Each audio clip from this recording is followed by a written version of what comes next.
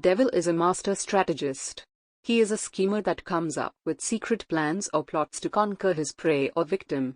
Satan's advantage is based upon one's ignorance to his devices or strategy. From such contexts, Gregorian Biblical Academy offers some popular strategies of Satan, starting with the letter D. Distraction is something that prevents people from giving their full attention to something important. Distraction is something that will divert someone's attention or focus on things that don't matter. One of Satan's strategies is to distract believers. He seeks to distract us by getting us to focus our attention on the material, instead of the spiritual. He tries to make us focus on men rather than on God. For example, we can see a number of people that were distracted by relationships in the Bible. Lust and sexuality is a massive distraction for many people. David was no different. In David's story, however, he was in the wrong place at the wrong time. 2 Samuel 11:1 recounts that in the spring, at the time when kings go off to war, David sent Joab out with the king's men and the whole Israelite army. They destroyed the Ammonites and besieged Rabbah. But David remained in Jerusalem.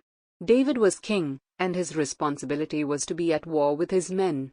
Instead he stayed in Jerusalem, and because he was there it created an opportunity for him to be distracted. I don't believe it was the first time David had been up on that roof. He probably knew exactly who Bathsheba was because her husband Uriah was in David's army. David got distracted and then made the situation worse by murdering to cover up his mistake. When we get distracted and make mistakes, we are out of position and try to cover up rather than go to God for forgiveness and help. So distraction is a weapon of devil. David failed against this weapon. The same may happen to us also. I once heard a story of an old devil who was planning to retire. He put up for auction all the weapons which he had accumulated over the years. They ranged from envy to laziness to gossip. One of these weapons was one from frequent use. It was the most expensive of the lot. When a junior devil asked about the weapon, the old devil proudly introduced it as discouragement. The old devil explained, "Many people have been able to resist attacks from my other weapons, but as soon as I deploy discouragement, they would fall into the trap, and it would be easy to control them." Discouragement is a feeling of despair in the face of difficulties. Discouragement starts in different ways. At times, it is when there are no results to what we are doing. Other times, it happens due to lack of fruitfulness in ministry. It could also be due to unfulfilled expectations. Financial difficulties could also lead to discouragement. Disagreement with friends or family members could lead to discouragement. It could happen because of disappointments from friends, business associates and colleagues, or because of fear. Discouragement could also be job-related. Discouragement is a powerful tool Satan uses to trouble the lives of many believers. Satan capitalizes on the disappointments to make us despondent. He makes the victim feel unloved and unwanted. We read many similar instances in the Bible. For example, soon after a resounding victory against the prophets of Baal, Jezebel, the queen of Ahab, threatened Elijah. Elijah was frightened, which made him to escape. Eventually, Elijah ended in the wilderness lonely and discouraged. This incident indicates that unless discouragement is well managed, it could alienate us from God's path. Discontent is another weapon of Satan. A story is told of a monk named Brother John.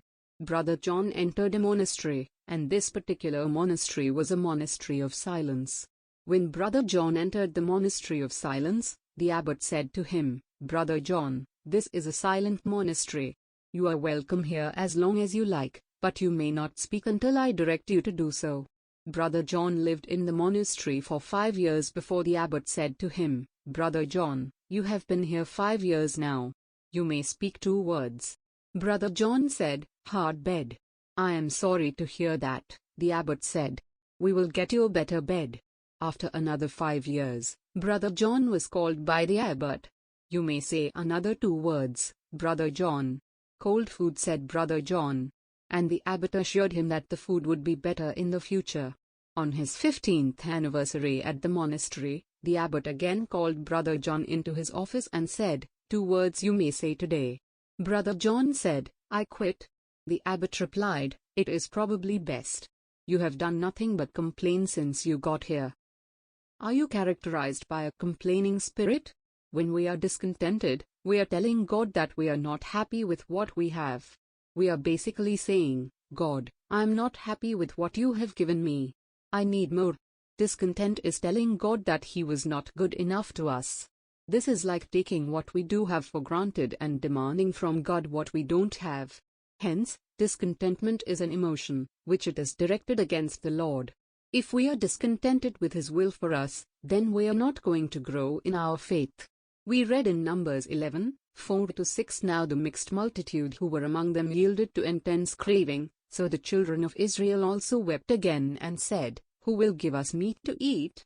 We remember the fish which we ate freely in Egypt, the cucumbers, the melons, the leeks, the onions, and the garlic, but now our whole being is dried up. There is nothing at all except this manna before our eyes. The children of Israel had left the bondage of Egypt and had gathered at Mount Sinai to hear God speak to them. Then they began their journey from Mount Sinai and were headed to the promised land.